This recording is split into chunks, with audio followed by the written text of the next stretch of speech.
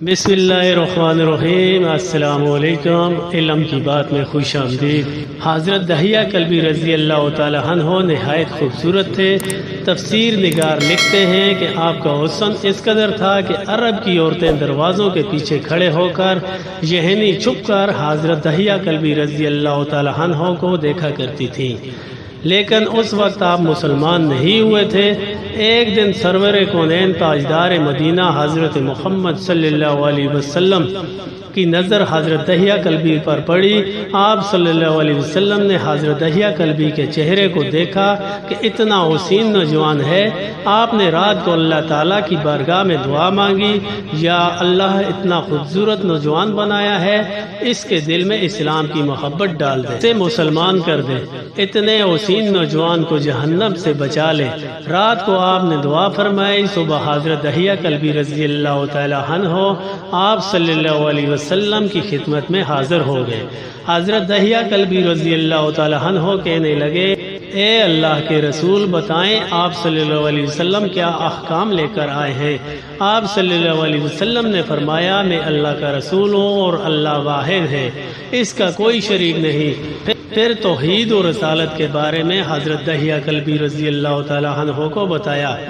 हज़रत दहिया ने कहा, अल्लाह के नबी, मैं मुसलमान तो हो जाऊं, लेकिन एक बात का हर वक्त डर लगा रहता है। एक गुनाह मैंने ऐसा किया है कि आपका अल्लाह मुझे कभी माफ़ नहीं करेगा। आप सल्लल्लाहु अलैहि वसल्लम ने फरमाया, ए दहिया, बता तूने कैसा गुनाह किया है। तो हज़रत दहिया कल्बी ने कहा, या रसूल अल्लाह, मैं अपने कबीले का सरबराह हूँ और हमारे यहाँ बेटियों की पैदाइश पर उन्हें जिंदा दफन किया जाता है। मैं क्योंकि कबीले का सरदार हूँ, इसलिए मैंने 70 घरों की बेटियों को जिंदा दफन किया है। आपका रब मुझे कभी माफ़ नहीं करेगा। उसी वक्त हज़रत जबरील अमीन अलैहिस्सलाम हाजिर हुए।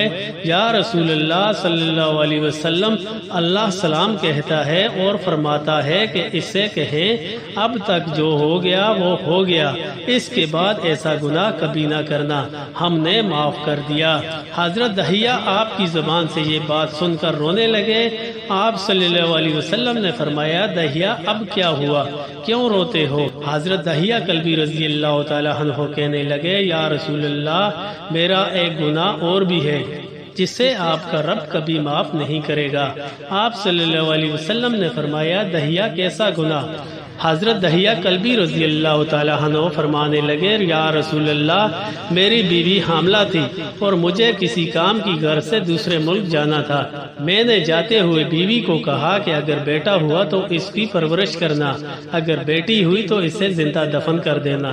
दहिया रोते जा रहे थे और वाक़या सुनाते जा रहे हैं। मैं वापस बहुत अरसा बाद घर आया तो मैंने दरवाजे पर दस्तक दी। इतने में एक छोटी सी बच्ची ने दरवाज़ा खोला और पूछा, कौन। मैंने कहा, तुम कौन हो। तो वो बच्ची बोली, मैं इस घर के मालिक की बेटी हूँ, आप कौन हैं। दहिया फरमाने लगे, या रसूल अल्लाह, अगर तुम बेटी हो इस घर के मालिक की तो मैं मालिक हूँ इस घर का। या रसूल अल्लाह, मेरे मुंह से ये बात निकलने की देर थी कि छोटी सी इस बच्ची ने मेरी टांगों से मुझे पकड़ लिया और बोलने लगी, बाबा बाबा बाबा, आप कहाँ चले गए थे। बाबा, मैं किस दिन से आपका इंतज़ार कर रही हूँ। हज़रत दहिया कल्बी रोते जा रहे हैं और फरमाते हैं, ए अल्लाह के नबी, मैंने बेटी को धक्का दिया और जाकर बीवी से पूछा, ये बच्ची कौन है। बीवी रोने लग गई और कहने लगी, दहिया, ये तुम्हारी बेटी है।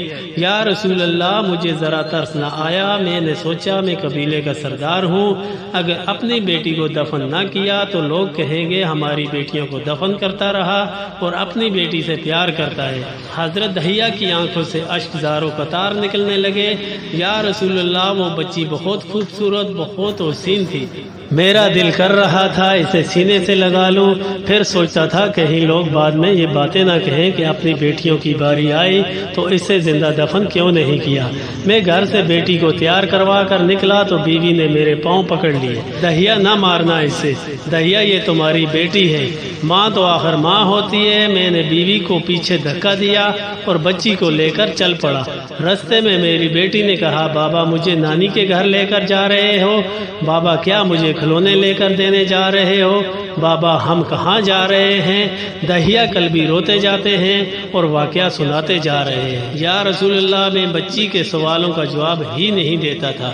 وہ پوچھتی جا رہی ہے بابا کدھر چلے گئے تھے؟ کبھی میرا منہ چومتی ہے، کبھی بازو گردن کے گرد دے لیتی ہے، لیکن میں کچھ نہیں بولتا۔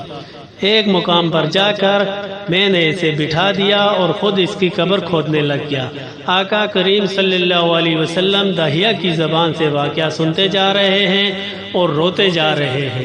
میری بیٹی نے جب دیکھا کہ میرا بابا دھوپ میں سخت کام کر رہا ہے تو اٹھ کر میرے پاس آئی، اپنے گلے میں جو چھوٹا سا دوپٹہ تھا وہ اتار کر میرے چہرے سے ریت صاف کرتے ہوئے کہتی ہے بابا دھوپ میں کیوں کام کر رہے ہیں؟ چھاؤں میں آ جائیں۔ بابا یہ کیوں کھود رہے ہیں؟ اس جگہ بابا گرمی ہے، چھاؤں میں آ جائیں۔